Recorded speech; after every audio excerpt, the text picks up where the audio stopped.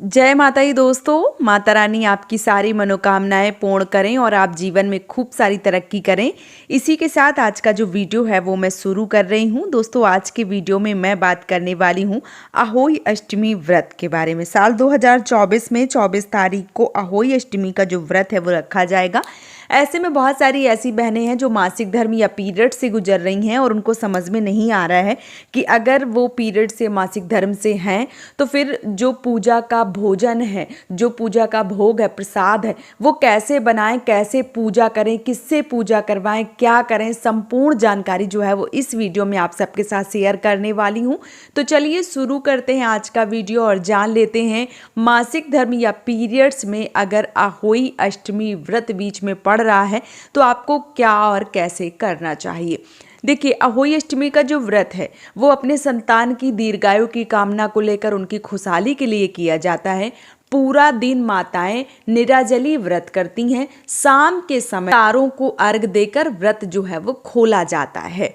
बहुत सारी ऐसी बहनें जो इस वर्ष माँ बनी होंगी, पीरियड्स या मासिक धर्म से गुजर रही होंगी, और बहुत सारी ऐसी माएँ जो व्रत जो है वो बीमारी के चक्कर में या कई बार दवाएं इत्यादि जो है वो खाती हैं। सिचुएशन ऐसा हो जाता है कि वो व्रत नहीं कर पा रही हैं। तो क्या करना चाहिए, कैसे करना चाहिए। जो माताएं व्रत नहीं कर पा रही हैं, बीमार हैं या वृद्ध हैं या जो भी परिस्थिति है व्रत करने का, तो ऐसी माताएं व्रत का उद्यापन कर सकती हैं। और ऐसा नहीं है कि उद्यापन करने के बाद आप पूजा नहीं कर सकती हैं। उद्यापन करने के बाद अगर आप करना चाहती हैं तो आप मान लीजिए कि ऐसा व्रत करें जैसे नमक वाला भोजन ना करें, अन्न ना खाएं, और बाकी आप जैसे फलाहारी हो गया या जिस भी चीज़ को खा के आपको दवाई इत्यादि खाना, तो वो आप सारा जो है वो खा के और दवाई इत्यादि जो है वो ले सकती हैं। और शाम को आप जो तारे हैं उनको अर्घ दे सकती हैं, पूजा पाठ कर सकती हैं। ये भी पूजा जो है वो आपकी मान्य होगी। अगर आपकी स्थिति ऐसी है, शरीर में मान लीजिए दिक्कत है, आप व्रत कर ही नहीं पा रही हैं, तो फिर आप ऐसा कर सकती हैं। जो माताएं पहली बार व्रत करना चाहती हैं, अहोई अष्टमी का इसी वर्ष माँ बनी है, वो भी व्रत पूरी विधिवत रूप से उठा सकती हैं अपने संतान के लिए। इसमें किसी भी प्रकार का कोई भी दिक्कत परेशानी नहीं है। ऐसी माताएं जिनके पास पुत्री रूपी धन है, वो पुत्र की अभिलाषा को लेकर भी अहोई अष्टमी का व्रत कर सकती हैं, क्योंकि स्याहू माता और अहोई माता हैं वो आपकी जो मनोकामना है वो बहुत ही जल्दी पूर्ण कर देंगी। इसलिए आपको इस प्रकार से भी व्रत जो है वो करना है।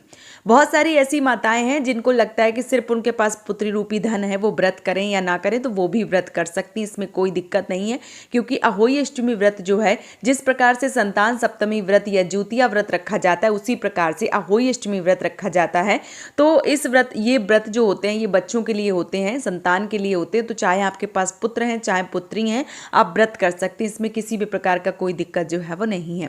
अब बात करती हूँ पीरियड्स या मासिक धर्म। तो जो बहनें पीरियड्स या मासिक धर्म से जुड़ी हुई हैं और अहोई अष्टमी व्रत जो है वो उनका बीच में पड़ रहा है और वो साफ सुथरे नहीं हुई हैं, तो उनको क्या करना चाहिए कि अपने ही कुल के जो भी लोग हैं, जैसे मान लीजिए सास हो गई, ससुर हो गए, जैसे देवर देवरानी हो गए, जेठानी हो गई, जेठ हो गए, या आसपास आपके परिवार के, कई बार क्या होता है परिवार बहुत बड़ा होता है, जैसे बाबा लोगों के बहुएं होती हैं, तो परिवार बहुत बड़ा होता है। तो अगर घर पे कोई नहीं है, बहुत दूर से भी कोई आप ही के कुल का है, तो आप उनसे पूजा जो है वो करवा सकती हैं। इसमें भी किसी प्रकार का कोई दोष नहीं है। जो बहनें एकल परिवार में रहती हैं, बाहर रहती हैं, परदेश में रहती हैं, वो अपने पति के हाथों से पूजा करवा सकती हैं, क्योंकि संतान जितना आपका है उतना आपके पति का है। तो आपके पूजा तो आपके पति जो है वो भी पूजा पाठ कर सकते हैं। इसमें भी कोई दिक्कत जो है वो नहीं है।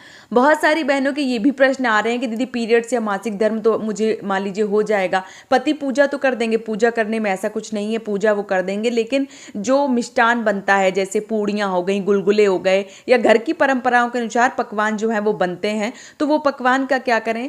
तो अगर आपके पति पूजा कर रहे हैं और आपके घर में बनाने वाला कोई नहीं है और जो भोग प्रसाद है वो आप नहीं बना पा रही हैं, तो आपको परेशान नहीं होना है। आपको जो सिंघाड़े हैं, क्योंकि इस पूजा में सिंघाड़े जो है वो बहुत ज़्यादा महत्वपूर्ण माने गए हैं, तो आप सिंघाड़े और बतासे, जो बतासा होते हैं वो और सिंघाड़े जो है वो चढ़वा दीजिए। बाकी आपको किसी भी प्रकार का कोई भी भोग प्रसाद बनाने की आवश्यकता नहीं है। बतासा और जो सिंघाड़ा है वो भी आपकी पूजा को पूर्ण कर देते हैं। बहुत सारी ऐसी बहनें जो दूर दराज से जुड़ी हुई हैं और अहोई अष्टमी व्रत व्रत में उनको सिंघाड़े नहीं मिलते हैं तो आपको परेशान नहीं होना, जो भी आपको मौसमी फल मिल जाते हैं वो आपको पूजा में चढ़वा देने हैं और बतासा जो है वो ज़रूर चढ़ावें। अगर आपको बतासा वैसे तो हर जगह मिल जाते हैं, अगर नहीं मिलते हैं तो फिर जो इलायची दाना आते हैं वो आप चढ़वा सकती हैं। इस प्रकार से जो पूजा है वो भी की जा सकती है। बहुत सारी ऐसी बहनें जो मान लीजिए कई बार दूर दराज तो रह रही हैं, उनके पति ड्यूटी वगैरह चले जाते हैं, वैसे तो ये पूजा शाम को होती है तो ऐसा ऑप्शन नहीं होता है कि पति घर पे नहीं है तो शाम को तारों को अर्घ्य दिया जाता है, शाम को ही पूजा की जाती है। तो वैसे तो आप शाम को पूजा जो है वो करवा सकती हैं, लेकिन बहुत सारी ऐसी बहनें जिनके पति ड्यूटी वगैरह चले जाते हैं और वो पूजा पाठ नहीं कर पाती हैं, पीरियड्स या मासिक धर्म से गुजर रही हैं, तो उनको बहुत ज़्यादा परेशान होने की आवश्यकता नहीं है। व्रत आप कंटिन्यू कीजिए, व्रत को नहीं छोड़ना है। शाम के समय जब तारे निकल आते हैं तब आप तारों को देखिए, उनको प्रणाम कीजिए कि इस बार ऐसी अवस्था है, इस बार पूजा पाठ आप नहीं कर पा रहे हैं, अगली साल जब आपकी स्थिति सही होगी, जब आप पूजा पाठ कर पाएंगी तो पूरी विधिवत रूप से आप पूजा पाठ जो है वो ज़रूर करेंगी। ऐसे में आप पूजा नहीं कर पा रही हैं तो जो आपके तारे हैं, जो अहोई माता हैं, जो स्याहू माता हैं, उनसे बोलिए कि माता हमारे जो बच्चे हैं उनकी दीर्घायु करें, उनको जीवन में खुशहाली दें। मैंने व्रत आपका रखा है लेकिन पूजा करने की स्थिति में मैं नहीं हूँ तो मुझे माफ़ कीजिए, अगली साल जब मैं व्रत करूंगी और इस स्थिति में होंगी कि आपकी पूजा पाठ कर पाऊँ तो पूरी विधिवत रूप से आपकी पूजा करूंगी और आपका जो व्रत है वो पूर्ण करूंगी। ऐसी कामना जो है वो अहोई माता से, स्याहू माता से और तारों से जरूर कीजिए और अपने व्रत को पूर्ण कीजिए। ये सब करने के बाद में मान लीजिए कि जो आपने मानस पूजा कर दी और तारे के दर्शन कर लिए, इसके बाद आप अपने व्रत का पारण जो है वो कर सकती हैं।